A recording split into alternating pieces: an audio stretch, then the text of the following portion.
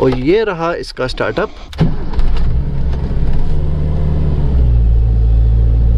Welcome to Turbo Gears. यहाँ पर हम आपके लिए लाते हैं लोकल एंड इम्पोर्टेड ऑटोमोबाइल के रिव्यूज़। आज हम रिव्यू करेंगे एक MPV का। ये है DFSK की तरफ से हमसफर वैन। ये फ्रंट व्हील ड्राइव वैन है। ये 2025 मॉडल है एंड इसके अंदर कुछ न्यू चेंजेस भी की गई हैं। ये वैन फ्रंट व्हील ड्राइव है, 4 सिलेंडर इंजन है, 1000 सीसी है जो 52 हॉर्स पावर प्रोड्यूस करता है एंड ये EFI इंजन है। अगर अभी तक आपने टर्बो गियर्स के चैनल को सब्सक्राइब नहीं किया तो प्लीज सब्सक्राइब कर दें so that latest information related to all the automobiles imported या लोकल जो पाकिस्तान में है उनकी इन्फॉर्मेशन आपको टाइम पर मिलती रहे। इस फ्रंट व्हील ड्राइव वैन के अंदर 6 to 7 पर्सन्स की सीटिंग कैपेसिटी आती है। अपग्रेड्स में फ्रंट 2 विंडोज पावर्ड आती हैं। उसके बाद ब्रेक्स फ्रंट में डिस्क्स आती हैं, रेयर में ड्रम दिए गए हैं एंड स्टैंडर्ड 14 इंचेस के अलॉयज भी इसमें दिए गए हैं। इस 5 डोर MPV के अंदर 40 लीटर्स का फ्यूल टैंक दिया गया है। ये वाली हमसफर 4 कलर्स के अंदर आती है एंड इसके अंदर AC की ऑप्शंस भी दी गई है जिसके एयर वेंट्स रेयर पैसेंजर्स के लिए भी हैं। पाकिस्तान में DFS के हमसफर के कंपेटिटर्स में अगर हम देखें तो फोरलैंड की सफारी, चंगान के Karwan, Suzuki every and Suzuki बुलान ये आते हैं। इसके साथ 2 की फॉब्स आती हैं जो बिल्कुल सिंपल है, इसके अंदर कोई ऑप्शन नहीं आता।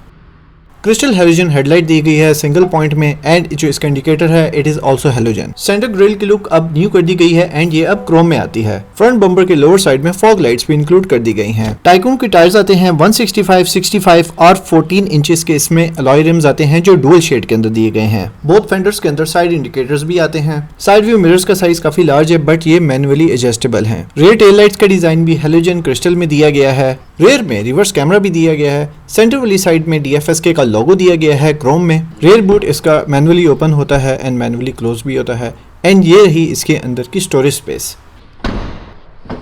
Rare side doors sliding design के अंदर बनाए गए हैं एंड सीट्स इसकी डुअल कॉम्बिनेशन फैब्रिक के डिजाइन में आती हैं। ओके, तो अगर हम डोर की बात करें तो ये इसका हैंडल है और जो पीछे वाली विंडोज हैं ये मैनुअल है और लॉक्स का जो स्टाइल है वो ऐसा है। अंदर से इंटीरियर इसका ब्लैक है एंड सीट्स जो हैं वो मल्टी टोन के अंदर आती हैं, फैब्रिक में आती हैं ब्लैक एंड ये कोई ग्रे का डिज़ाइन दिया गया है यहाँ पर।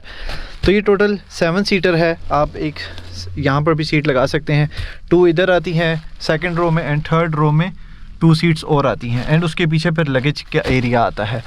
उसके बाद डोर हैंडल्स वहाँ पर भी दिए गए हैं एंड उसके बाद जो ये वाली विंडोज़ हैं ये स्लाइडिंग है, इनको आप ऐसे स्लाइड भी कर सकते हैं।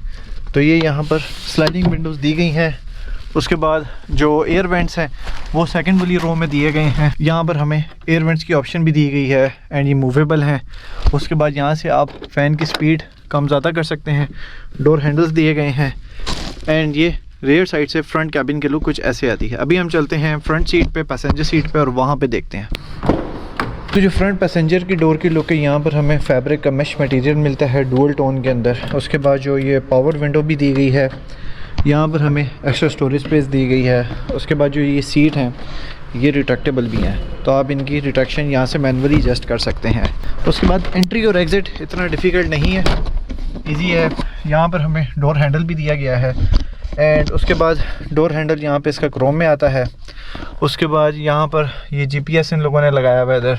उसके बाद जो ये इसके वेंट्स हैं वो उनका डिज़ाइन कुछ ऐसे है और एक वेंट वहाँ पर है। टोटल 4 हैं। यहाँ पर हमें स्टोरेज स्पेस ऐसे मिलती है, ओपन स्टोरेज स्पेस मिलती है 2 एंड उसके बाद हमें नीचे ग्लव कंपार्टमेंट भी मिलता है।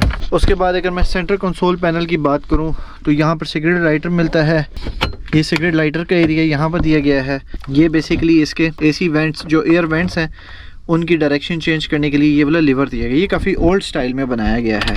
पुरानी गाड़ियों में इस तरह का डिज़ाइन आता था। इसमें आप देख सकते हैं ये बटन भी दिया गया है यहाँ पर इसके एयर की डायरेक्शन का फ़्लो चेंज करने के लिए।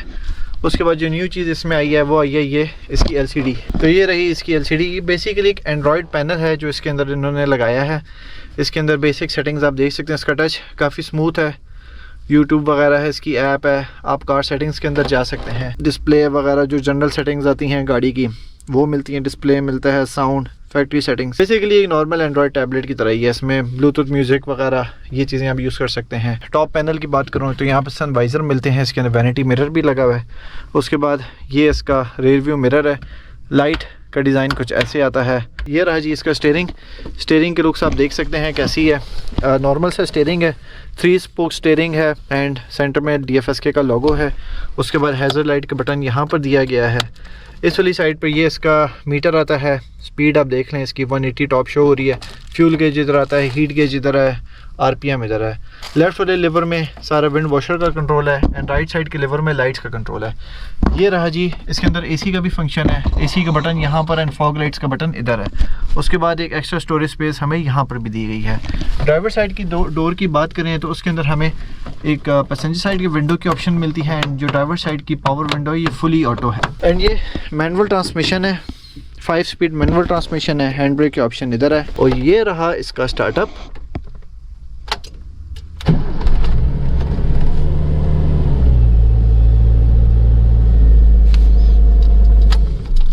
ओके तो फ्रंट वाली साइड पे बेसिकली ये आता है। यहाँ पर हमें जो है इसका जैक मिलता है, उसके बाद ब्रेक रिजर्वायर मिलता है, कूलेंट्स मिलते हैं, विंडशील्ड रिजर्वायर मिलता है, रेडिएटर का एक्सेस आपको यहाँ से मिलता है। इस DFS के हम सफ़र की प्राइस है 26,69,000 एंड ये गाड़ी इस वक्त अवेलेबल है at Prince Rawalpindi Motors, main GT road opposite Amazon Mall, Rawalpindi. Alright guys, so this was the review of the Humsafar van. If you like this review, please like, share and subscribe, and do let me know in the comment section of which automobile review you want to see in my next video. Thank you so much for watching and see you in the next video.